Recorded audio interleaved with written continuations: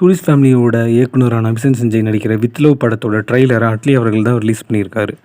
இது எல்லாருடைய school டேஸையும் மெமரீஸையும் recall பண்ணுற மாதிரி இந்த ட்ரெய்லர் அமைஞ்சிருக்கு அப்படின்னு தான் சொல்லணும். நீங்கள் ட்ரெய்லர் பார்த்துட்டீங்களான்னு கமெண்ட்டில் சொல்லுங்கள். நீண்ட நாளுக்கு அப்புறமா பிரபுதேவா மற்றும் வடிவேலு கூட்டணியில் ஒரு படம் உருவாகிட்டு இருக்கு. அந்த படத்தோட டைட்டில் அனௌன்ஸ்மெண்ட் வந்து இன்னும் கொஞ்சம் நேரத்தில் ரிலீஸ் பண்ண போகிறாங்க. இந்த படத்தை யார் தயாரிச்சிருக்காங்கன்னு பார்த்தீங்கன்னா, தலைவர் தம்பி தலைமையில் படத்தை தயாரித்த கண்ணன் ரவி அவர்கள் அந்த படத்தையும் தயாரிச்சிருக்காரு. ஓடிடியில் நாரி நாரி நாடும் முராரி அப்படின்ற படம் வந்து February 4 நாள் முதல்ல ஸ்ட்ரீமிங் ஆக போகுது. சர்வம் மாயா படம் 150 கோடி கிட்ட கலெக்ட் பண்ணியிருக்கு. நீண்ட நாட்களாக ரிலீஸ் ஆகாமல் இருந்த கருப்பு பல்சர்ன்ற படம் இப்போ ரிலீஸ் ஆகிருக்கு. இன்றைக்கி இது மட்டும் இல்லை, ஏகப்பட்ட படங்கள் இன்றைக்கி ரிலீஸ் பண்ணியிருக்காங்க. விஜய் சேதுபதியோட காந்தி டாக்கீஸ், அனுபமா பரமேஸ்வரோட லாக்டவுன் அப்படின்னு ஏகப்பட்ட படங்கள் வந்து இன்றைக்கி ரிலீஸ் ஆகிருக்கு. ஓடிடிலையும் நிறைய படங்கள் ரிலீஸ் ஆகிருக்கு. வீக்கெண்டை செலிப்ரேட் பண்ணுற மாதிரி அப்படின்னு சொல்லணும்.